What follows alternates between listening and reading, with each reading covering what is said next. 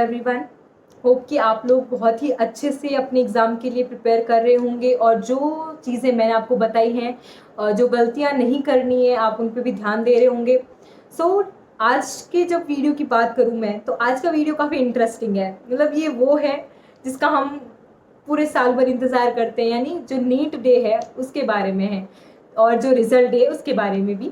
तो सबसे पहले बात करते हैं कि जब नीट देने वाले होते हैं तो उससे एक दिन पहले हमें किन चीज़ों का ध्यान रखना है। ठीक है, सो लाइक कल मेरा नीट का एग्ज़ाम है, तो आज मुझे क्या क्या चीज़ें ध्यान में रखनी है, तो मैं अपने बारे में बताती हूँ।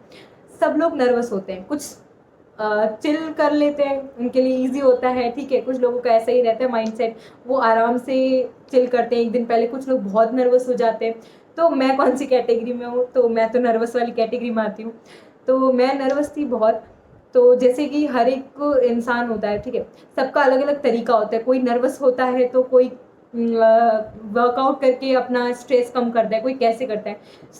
जब मैं नीट के लिए तैयारी करती थी तो मेरे पास क्या ऑप्शन होता था। जब भी मैं स्ट्रेस में होती थी, मैं दो काम करती हूँ। पहला, मैं ज़्यादा पढ़ती हूँ। दूसरा, मैं ज़्यादा खाती हूँ। तो अब पढ़ने वाला तो ठीक है, समझ में आता है, बट वो दूसरा वाला ऑप्शन मैं अप्लाई नहीं कर सकती थी। ऑलरेडी नीट के टाइम पे वेट गेन कर लिया था, तो इस वजह से जो है वो सेकंड वाला ऑप्शन नहीं कर सकती थी। तो पढ़ने वाला ऑप्शन ही था कि हाँ चलो पढ़ ही लेते हैं, एटलीस्ट कहीं वहाँ दिमाग लगेगा तो कुछ और दिमाग में नहीं आएगा। तो मैं ये करती हूँ। ठीक है, तो मैंने पढ़ना स्टार्ट किया।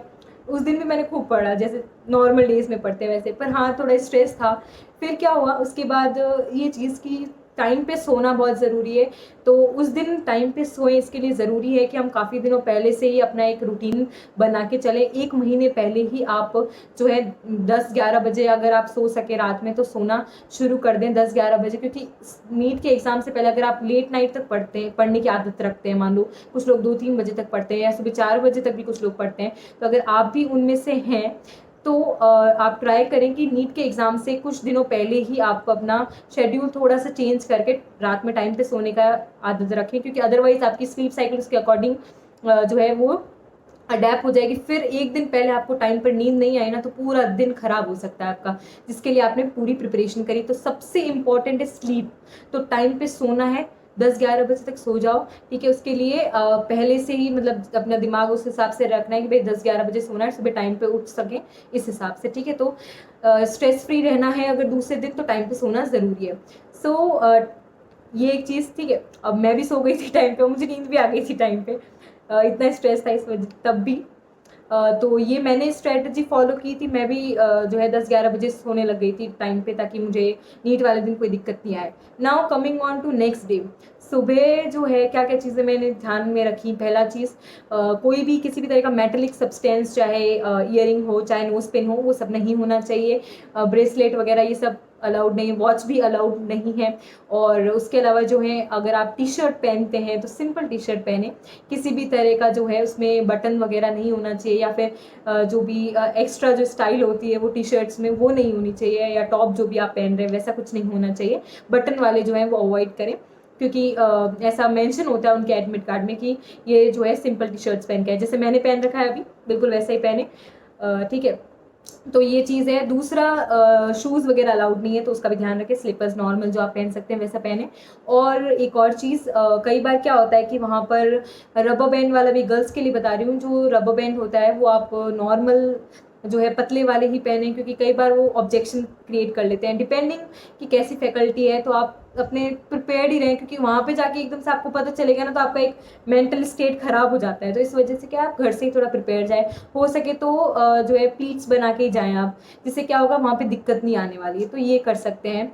और किसी भी तरह का एक्स्ट्रा जो है पफ वगैरह ये सब बनाने की कोई ज़रूरत नहीं, सिंपल रह के पेपर देने जाना है अपने, और कुछ करना तो है नहीं। ठीक है, तो ये चीज़ है। उसके अलावा क्या है कि आप जैसे एग्जामिनेशन सेंटर पे पहुंचते हैं, अब कोविड है तो उस हिसाब से प्रिकॉशंस भी लिए जाएंगे। हमारे टाइम पे भी था, तो वो भी हमारे भी प्रिकॉशंस वैसे ही रहे। तो हमें बोला गया था कि जैसे एडमिट कार्ड था उसमें हमें बोला गया था कि आप ग्लव्स लेके आएँ, आप जो है मास्क लेके आएँ, और आपको जो है वहाँ पे एक नया मास्क भी दिया जाता है, ऐसा कुछ नहीं है।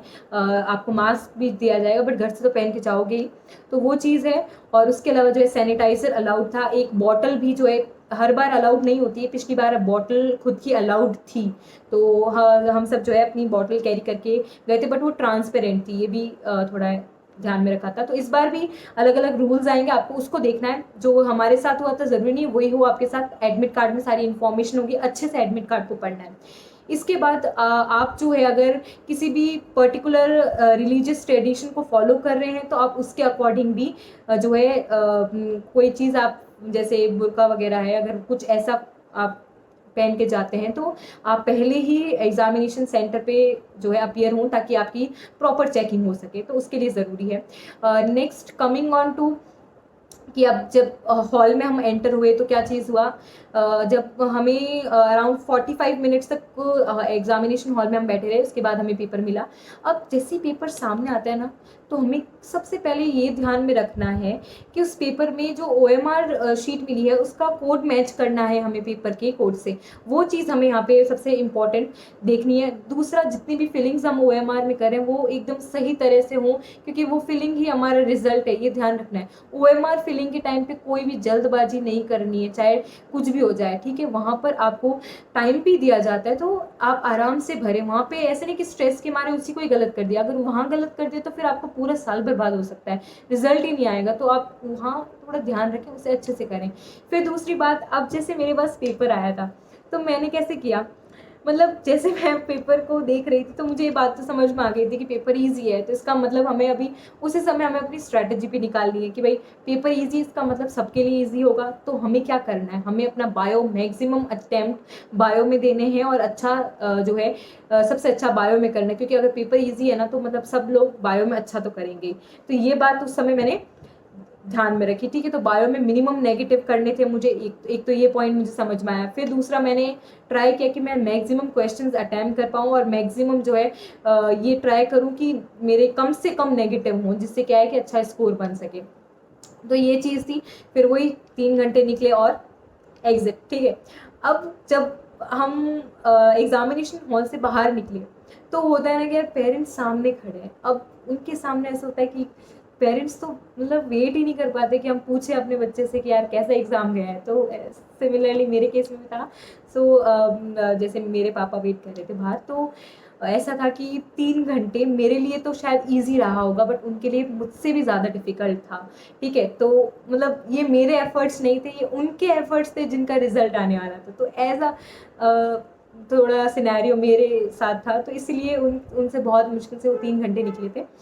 तो किसी तरह उन्होंने जो है अब शांति रखी उस बीच, और जैसे ही मैं आई उन्होंने सुना कि मेरा पेपर अच्छा गया तो काफ़ी खुश हुए। फिर घर पे जो है, क्योंकि मेरे पेरेंट्स बहुत कॉन्फिडेंट थे कि मेरा पेपर अच्छा होगा, तो उन्होंने पहले ही पार्टी रख दी थी। जिस दिन मैंने नीट का पेपर दिया था उस दिन घर में जो है सारी मिठाइयाँ वगैरह, डिशेज़ वगैरह पहले ही बना के रख दी थी कि हाँ शाम को पार्टी है उस हिसाब से।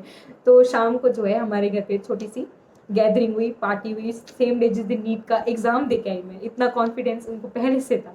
तो ये ठीक है। तो ये हुआ, और फिर मैंने शाम को आंसर की से जो एलन की आंसर की उससे मैंने अपने आंसर देखे, और मुझे पता चला कि मेरे 647 अराउंड मार्क्स आ रहे हैं, और वो मेरे फाइनल रिजल्ट से भी मैच कर रहे थे। Now coming on to the result day. तो रिजल्ट डे पे मैं ये कहूँगी कि रिजल्ट आने वाला था 4 बजे शाम को, पर 4 बजे नहीं आकर के रात में जो है 9 बजे आया। इस बीच जो ये टाइम पीरियड था ना, इसको निकालना बहुत ही डिफ़िकल्ट था, क्योंकि हर मिनट हम लोग चेक करते थे कि शायद अब आ जाए, शायद अब आ जाए। और उसके ऊपर से जितने भी हमारे जो फ्रेंड सर्कल में हैं वो सब कॉन्स्टेंटली पूछे जा रहे कि आया क्या, आया क्या, अरे नहीं आया रिजल्ट। तो 9 बजे फाइनली मेरे एक फ्रेंड ने मुझे मैसेज किया था, और उसने मुझे बताया कि उसके किसी फ्रेंड का जो है रिजल्ट आ चुका है।